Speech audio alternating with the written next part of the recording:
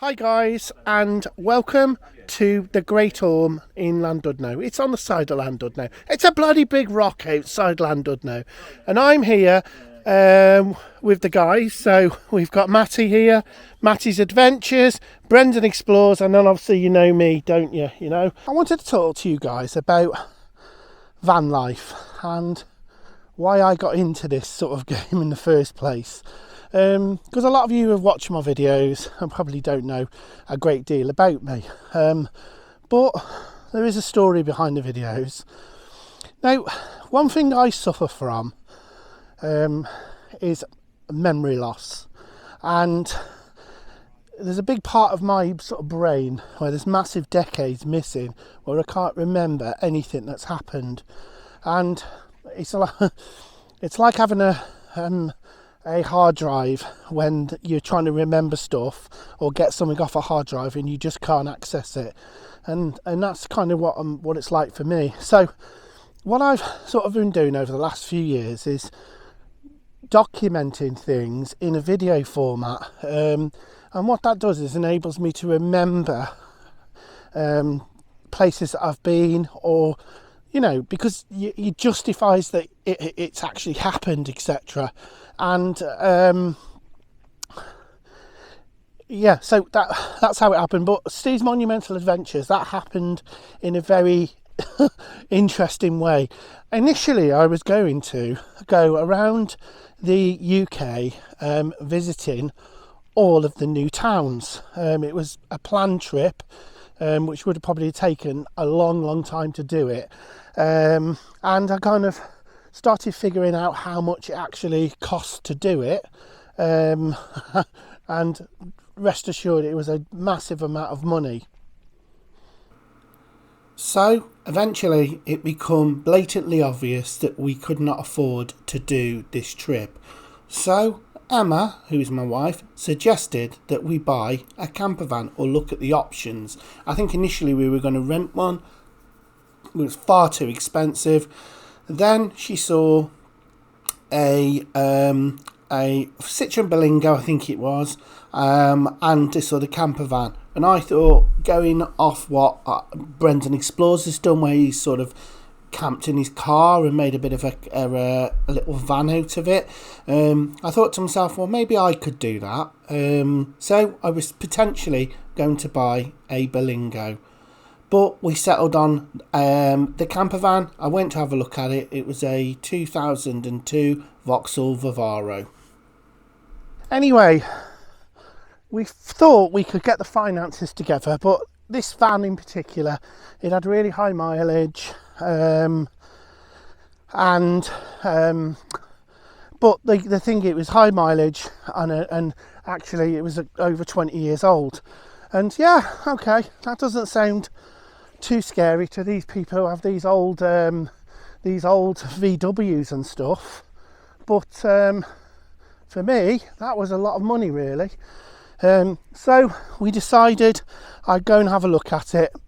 Looked at it, absolutely perfect. And to get a vehicle for 5 grand, that had actually already been converted, was an absolute steal. So I went to see the owner, Wayne, and it was decided I was going to have the van. I've never owned a van. Even when I was a landscaper, I've never owned a van at all until that point. So it was it was a big step. Anyway, I bought the van and did a test drive on it. Bloke was sound who I bought it off. Did a test drive on it, and then I bought it. You know, it was everything in it. It had everything in it. Night heater, everything you could expect in it. Sink, gas, the lot. So it was really a bargain. But after a while, after I'd bought it, I'd probably had it a few weeks. First thing I did is I took it on a large trip. I think it was the early monumental vlogs, which are on the channel. I went and did that first, and I didn't have too much of a problem with it.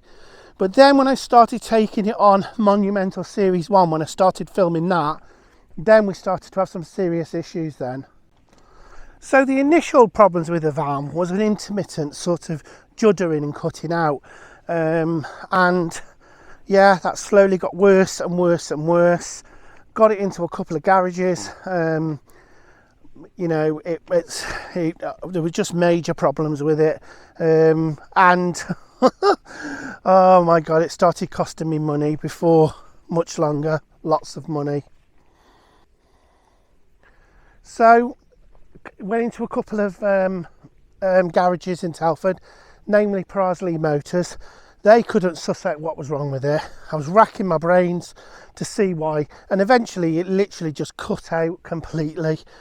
I probably now know that it's a crank sensor, but Perils Motors took a lot of money off me and didn't actually solve the problem, which was, you know, I've struggled to get over that, they ripped me off considering they were experts. Perils Motors said that it was filings in the engine, that the fuel pump had broken down. Now I thought that was a bit odd because in the vehicle itself, the owner did say to me, don't let the tank go below a certain level. But also, he supplied the vehicle with a full tank of fuel. I'm not blaming him for anything, I don't know. I honestly don't know. However, I bought a new engine for it, 1,500. Yeah, hopefully that was the game changer. So I had this new engine fitted from a company on eBay called K-Tech, who are in Stourbridge, and they fitted it. A few weeks it was fine. Then it started having the same symptoms as the other van, which is a bit odd. Anyway, my mate down the road, Paul, he started to have a look at the van for me, and we realised eventually it was the crank sensor that was faulty. So over a couple of weeks, myself and Paul, we went over the engine with a fine-tooth comb and changed lots of different things, almost like a bit of an engine recondition, if you like. And bearing in mind, this engine is basically not long been installed by K-Tech, and it should come with all the warranties. And I just started having these problems, but there was a few things on the engine bay that we weren't happy about, especially with the electrical wiring, how it was all wired together, literally put together with insulation tape. So it didn't really give me much faith in K-Tech then. So it had already been ripped off by Perils Motors, who suggested to have a new engine, that there's nothing they can do, literally wash their hands of it. K-Tech then go and put in the new engine.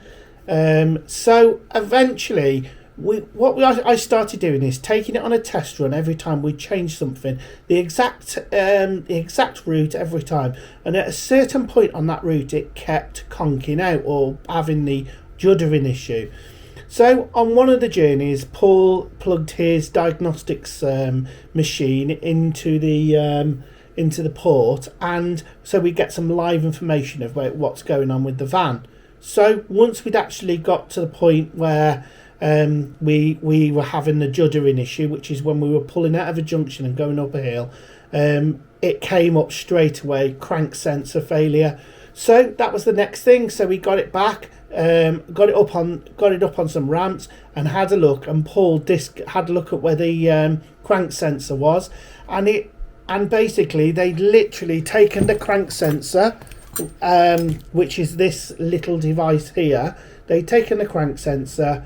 And this is a really important piece of kit when it comes to the van, because it is all about the timing that the engine runs at. So what they've actually done is basically, because they hadn't got a plug for it, what they've actually done is hardwired it into there, thrown some sealant into it and hoped for the best. And eventually over the winter that's actually started degrading. So it's more than likely got damage when they put in the engine, and there's a couple of bolts missing out of the engine as well. So that was the problem all along. So what I ended up doing then is ordering a second-hand crank sensor, and that came a few days later, and Paul got that fitted. Then we had to, because it didn't have a plug on the end, we had to go to a scrap, a guy who had a couple of scrap Vivaros and get the plug for it. As soon as he put that plug in on that crank sensor, it run like a dream after that, and I've not had a mither from it since. So big thank you to Paul there, who took the time to sort this out. Now, this would have more than likely have been the problem initially with the van before, that Prosley Motors would have looked at. Well, a couple of garages looked at it, but it just couldn't be bothered with it. So, you know, it's hard to have any faith in garages, but a good old school mechanic like Paul, who I wish I knew before all of this started. Now, I know if there's a problem with my van in future, I know that he's going to look after me. So I'm showing you some of the changes I've made to the van since I last showed you. Now, if you remember, I've got 3 videos on the channel regarding the building or the rebuilding of this van, right the way through, stripping it out to the flooring, right through to the electrics and all the joinery work that goes in it. However, so that TV is an IPS LED LG TV, very low wattage, so that's really important for energy consumption, because you don't want anything that's too hungry on the electric, do you? But that is actually powered by this little power bank here, which Brendan Explores gave to me. He had a bit of a problem with it where it was faulty. I managed to take it apart and repair it, so it all powers all again. Now this will run the TV, and this will run the TV for hours and hours and hours, so it's really good. Not bad at all. And what's really good about it, you've got an AC input, DC input, so when you're running the TV, it's AC. When you're doing your charging, like I'm charging drone batteries at the moment, I've got it on DC. It's a nice little unit, really nice. First time I've had one of them, so thanks to Brendan for that. Now, what we got as well is we've got also another game-changing thing for me is to do with the cooking side of things. So in this little cupboard here is the air fryer. Now this is a 750 watt air fryer, okay, in there. And what I've actually had to do is in the cupboard itself, this is the inverter. So this is a 1000 watt inverter, and I've got an extension plug off it, which comes off that. It's got its own battery here. It's got its own battery, which I probably need to get maybe a bigger battery. I'm thinking of doing away with the gas completely in the van, and just making a bit more room for some batteries, and that powers that. So I charge that battery up separately, and it starts the inverter. All I do with the inverter is I switch it on, and then these 2 plugs here, double plugs here, run off the inverter. So I just plug in the air fryer into there. Now, the question is, how long do I get out of the air fryer? That's the interesting thing. But I did a run test on it from until it started beeping, which means it's going low on battery. I got about half an hour to 40 minutes out of it, which I think is ample for you to cook stuff, but I wouldn't be putting stuff in there that's frozen. If you can, defrost it first, keep it in your fridge, and then that'll be really good for nice clean camping. None of that gas lark anymore. However, I have to think of a solution of cooking eggs, actually, because it doesn't seem the perfect solution for that. So I've done that. So I've got an inverter in now, which is really good.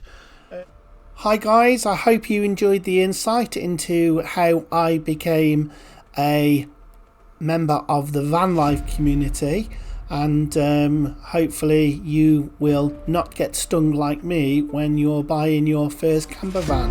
It is a very, very, very dishonest world out there at times, but if you like what you see on the channel, please click the subscribe button and you will get some future videos when I upload them.